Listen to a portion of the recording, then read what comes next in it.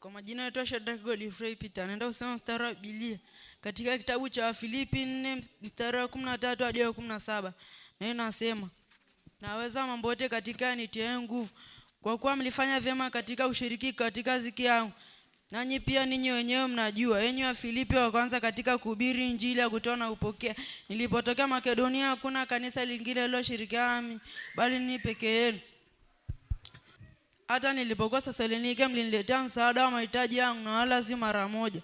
Si kwamba nakitamani kipawa, bali nahitaji matunda yaliyo mengi yanayotoka katika hesabu yenu. Timotheo wa pili mlango wa 3 mstari wa 15. Naye nasema, na kwa tangu utoto najua maandiko matakatifu ambayo yaweza kukimisha hata upate wokovu katika imani iliyo katika Kristo Yesu. Amina, asanteni. Kwa majina naitwa Innocent Prosper na nampenda Yesu. Naenda kusoma mstari wangu wa Biblia. Yohana 3:11 hadi 15, naye inasema, amini amini nakwambia, lile tulijualo twalinena na lile twalionalo twalishuhudia, ikiwa ushuhuda wetu hamlikubali. Ikiwa nimeambia mambo ya mbinguni hamlisadiki, mtasadiki wapi nimeambia mambo ya duniani? Na hakuna aliyepaa mbinguni ila yeye aliyeshuka kutoka mbinguni, yaani mwana wa Adamu. Na kama vile Musa alivyomnyanyua nyoka jangwani, hivyo hivyo mwana wa Adamu anabudi kuinuliwa. Asanteni. Bwana Yesu asifiwe. Naenda kuwafundisha somo la tatizo kubwa. Tatizo kubwa ni dhambi. Dhambi ni kitu kinachofanya sema kufikiri kinyume na Mungu. Dhambi ilianza bustani ya Edeni. Mungu alimuumba Adamu akamweka kwenye bustani ya Edeni. Akamwambia uko huru kula matunda mti wote, lakini usile mti wa ujuzi wa mema na mabaya. Mungu akasema si vyema huyu mtu awe peke yake, nitamfanyia msaidizi wake akamfaa. Hivyo Bwana Mungu akamfanya Adamu. Kalala msingizi mzito, naye alipokuwa amelala akachukua moja ya mbavu zake akamuumba mwanamke aitwaye Hawa. Nyoka akamwambia mwanamke, kwani Mungu alisema msile matunda bustani yote? Mwanamke akajibu, Mungu alisema tusile mti wa ujuzi wa mema na mabaya. Nyoka akamwambia mwanamke, hakika mtakufa, kwa maana Mungu alijua mkila hilo tunda macho yenu yatafumbuliwa na utakuwa unajua mema na mabaya. Hivyo mwanamke akachuma akala, akampa na mumewe akala. Wakajificha. Mungu akawatokea, mko wapi? Nimejificha. Umejificha sababu gani? Niko uchi. Nani aliyokuambia kama uko uchi? Umekula ile tunda la ujuzi wa mema na mabaya? Akajibu, huyu mwanamke ulionipatia kanipa nami nikala. Mwanamke, nani aliyokuambia ule tunda? Nyoka alinidanganya nami nikala. Hivyo Mungu akashona ngozi akawavisha. Asante.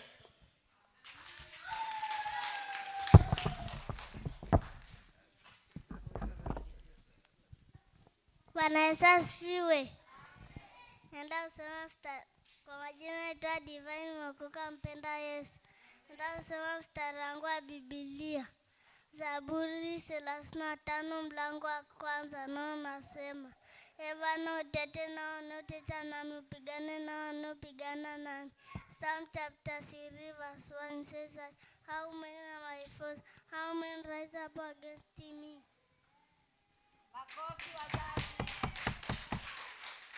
Praise the Lord. Amen.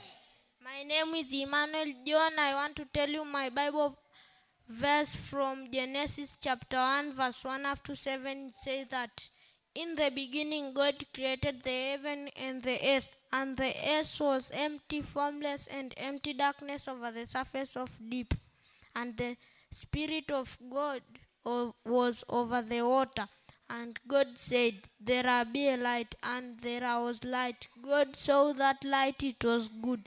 God separated light from darkness. God called the light day and darkness night. There be morning, there be evening, the first day. God said, there be a vault between water, to separate waters. So God made a vault and separate water above and water below. And it was so. Judges chapter 5 verse 31, it says that, So let your all enemies be perished, O Lord, but may all who love you be like the sun when it rises in its strength. Then land had peace for 40 years. Judges chapter 15 verse 16, it says that, and Samson said, by donkeys' jawbone I have made donkeys of them. By donkeys' jawbone I have killed thousands of men. Psalm chapter 120 verse 1 up to 7, it says that, I call on the Lord in my distress. Save me, Lord, from lying lips and deceitful tongues. What will he do to you? And what more besides you, deceitful tongues? He will punish the warrior's bow arrow with burning coals of broom bush. I have too long lived with hate peace heart. I am for peace, but when I speak they are for war. Psalm chapter 133 verse 1 after 3, it says that, how good and pleasant is when God's people live together in unity. It's like precious oil poured on the head, running down on the beard, running down on the Aaron beard, down on the collar of his robe. It's like dew of Hermon were falling on Mount Zion, for God bestows his blessing, even life evermore. Psalm chapter 134 verse 1 up to 3, it says that, praise the Lord, all you servants of the Lord, who minister by night in the house of the Lord. Lift up your hands to the sanctuary, praise the Lord. For God who blessed you from Zion, who is the maker of the heaven and the earth. Mwanzo mstari wa kwanza hadi wa 7 nao nasema, hapo mwanzo Mungu aliumba mbingu na nchi, nayo nchi ilikuwa ukiwa tena tupu, nayo giza lilikuwa juu ya uso wa nchi. Naye Roho wa Mungu alikuwa juu ya vilindi vya maji. Na Mungu akasema, na iwe nuru, ikawa nuru. Mungu akaona kuwa nuru ni njema. Mungu akatenganisha nuru na giza. Mungu akaiita nuru mchana na giza usiku. Ikawa asubuhi, ikawa jioni, siku ya kwanza. Mungu akasema, iwepo nafasi katikati ya maji, kutenganisha maji. Mungu akatengeneza nafasi na kutenganisha maji yaliyopo juu na maji yaliyopo chini, na ikawa njema. Waamuzi mlango wa 5 mstari wa 31 nao nasema, na waangamie wote adui zako, e Bwana, na wote wao wampendao wawe kama jua litokapo kwa nguvu zake, na nchi ikastarehe miaka 40. Judge chapter 15 verse 16. Waamuzi mlango wa 15 mstari wa 16 nayo nasema, kwa taya ya punda ni chungu juu ya chungu, kwa taya ya punda nimepiga watu 1000.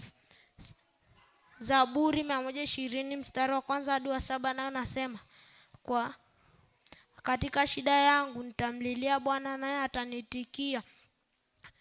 E Bwana, uiponye nafsi yangu na mdomo wa uongo na ulimi wa hila.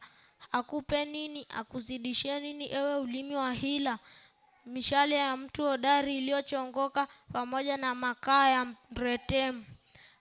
Nafsi yangu imeishi siku nyingi pamoja na nafsi chukiayo amani.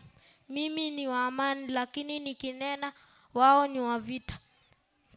Zaburi 133 mstari wa 1 hadi wa 3 naona sema, tazama jinsi ilivyo vyema na kupendeza ndugu wakae pamoja kwa umoja, kama mafuta mazuri kichwani yashukayo ndevuni, ndevu za Haruni yashukayo mpaka upindo wa mavazi yake. Kama umande wa Hermoni ushukayo milimani pa Sayuni, maana ndiko Bwana alikoachilia baraka na uzima hata milele. Zaburi 134 mstari wa 1 hadi wa 3 na anasema, tazama enyi watumishi wa Bwana, mhimidini Bwana, na nyote pia msimamao usiku katika nyumba ya Bwana. Painulieni patakatifu mikono yenu kumuhimidi Bwana, aliyekubariki toka Sayuni, aliyeziumba mbingu na nchi. Asanteni.